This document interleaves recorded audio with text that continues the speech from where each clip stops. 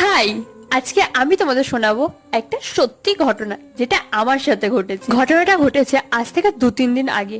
আমাদের বাড়ির বাইরে একটা মন্দির আছে, আর আমি সেখানে বসে পুজো করছিলাম দুপুরবেলা। তখন একটা মহিলা হঠাৎ করে এসে আমাকে বলে, তুমি এই প্রদীপটা আমাকে একটু রং করে দেবে, আমার ছেলের স্কুলে দেখাতে হবে। বললো 10 মিনিটের মধ্যে একটু করে দিলে আমাকে খুব ভালো হতো। আমি তাড়াতাড়ি পুজো শেষ করে তখনই প্রদীপটা নিয়ে বসে গেলাম। 10 মিনিটের মধ্যে কোনো রকমের প্রদীপটার কাজ শেষ করে আমি তাকে দিই। তিনি দেখে খুব খুশি হয়েছিল। একটা জিনিস কি জানো, গ্রামের মানুষদের মধ্যে এই মেলবন্ধনটা খুব দেখা যায়।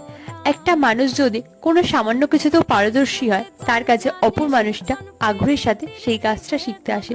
শহরে কিন্তু এই জিনিসটা কখনোই তোমরা দেখতে পাবে না।